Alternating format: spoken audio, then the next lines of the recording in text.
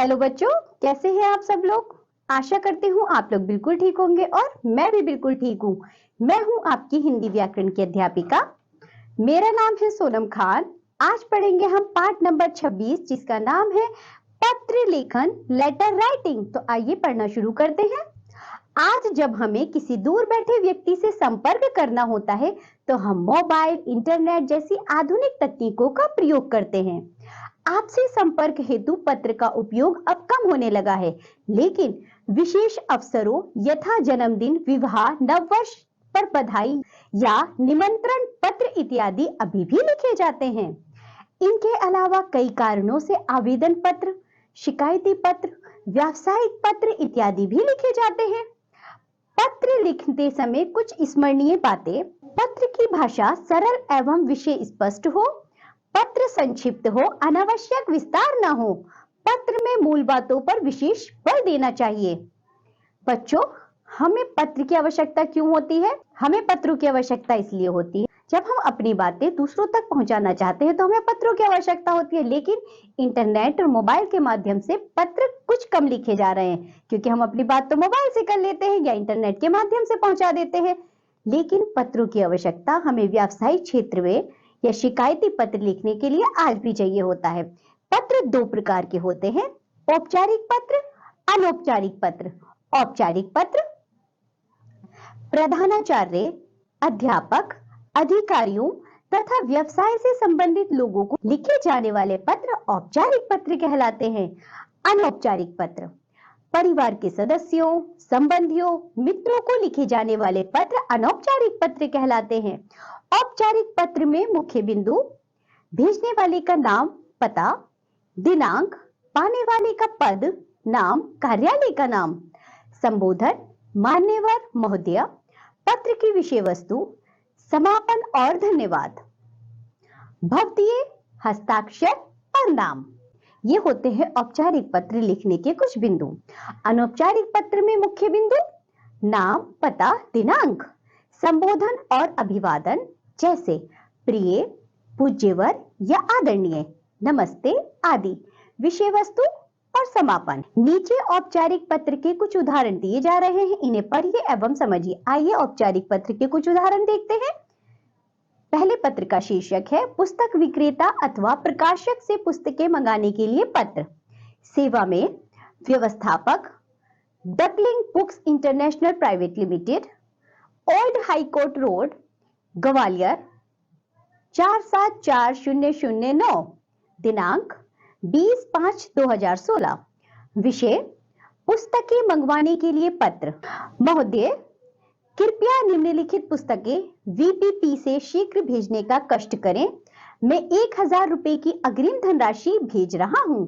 मैं यकीन दिलाता हूं कि वीपीपी आते ही उसे छुड़ा लूंगा।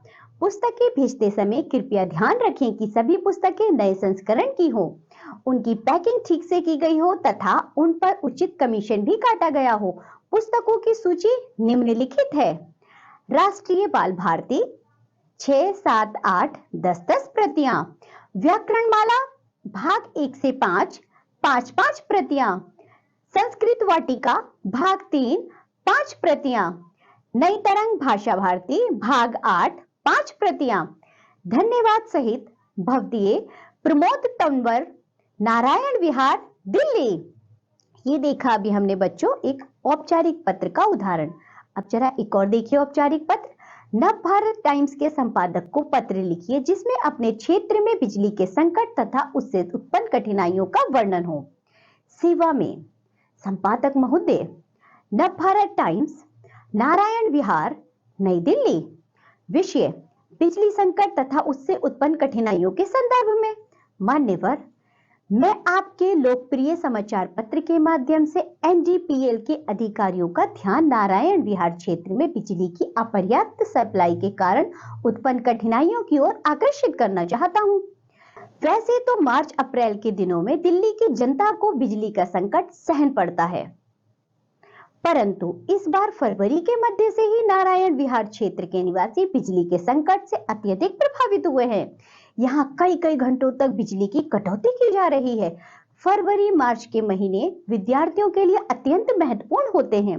इन्हीं दिनों में परीक्षाएं होती हैं, जिनके परिणाम पर विद्यार्थियों का भविष्य निर्भर करता है। बिजली के न होने के कारण विद्यार्थियों को विशेष रूप से अधिक कठिनाई हो रही है। आपके समाचार पत्र के माध्यम से मेरा एनडीपीएल के अधिकारियों से निवेदन है कि वे इस क्षेत्र के निवासियों की समस्या का शीघ्र समाधान कराने की कोशिश करें। उम्मीद है कि आप मेरे पत्र को उचित स्थान पर प्रकाशित करने की कृपया करेंगे। धन्यवाद सहित भवदीय सचिन, नारायण विहार सुधार समिति, नई दिल्ली, दिनांक 15/4/2022। चलिए अब पढ़ते हैं बच्चों हम अनौपचारिक पत्र। छोटा भाई जो आवासीय विद्यालय में पढ़ता है, उसे खेलकूद में भाग लेने के लिए प्रेरित करते हुए पत्र। छात्रावास, केंद्रीय विद्यालय, दिल्ली, दिनांक 10/4/2022। प्रिय राज, शुभाशीष, कल ही मुझे तुम्हारे छात्रावास निरीक्षक का एक पत्र मिला। पत्र पढ़कर प्रसन्नता हुई कि तुम बेहद मन लगाकर पढ़ाई कर रहे हो, पर इस बात का विशेष दुख भी है कि तुम खेलकूद में बिल्कुल भी रुचि नहीं लेते हो।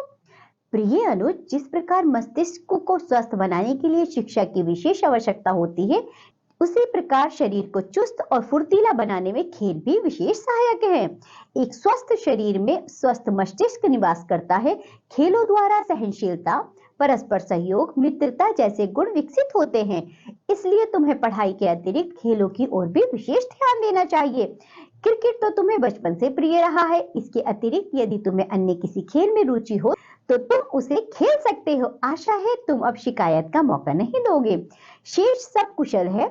घर पर सभी तुम्हें याद करते हैं। मम्मी पापा की ओर से तुम्हें आशीर्वाद और मेरी ओर से बहुत बहुत स्नेह है। तुम्हारा बड़ा भाई राहुल। एक और अनौपचारिक पत्र पढ़ते हैं। अपने मित्र को उसके भाई के विवाह पर सम्मिलित न हो सकने का कारण बताते हुए पत्र लिखिए। C55, रमेश नगर, नई दिल्ली, दिनांक 26/4/2022। प्रिय बंधुवर, सादर नमस्कार। आज ही तुम्हारा पत्र मिला। यह जानकर अत्यंत प्रसन्नता हुई कि तुम्हारे भाई का विवाह 12 जुलाई को होना निश्चित हुआ है और तुमने विवाह में सम्मिलित होने का आग्रह भी किया। मेरी भी यह हार्दिक इच्छा थी कि मैं तुम्हारे भाई के विवाह में अवश्य सम्मिलित होऊं, लेकिन उसी दिन मेरे मामा जी की भी शादी है, जिसमें मेरा सम्मिलित होना अत्यंत आवश्यक है, जिसके कारण मैं तुम्हारे भाई के विवाह में सम्मिलित ना हो सकूंगा।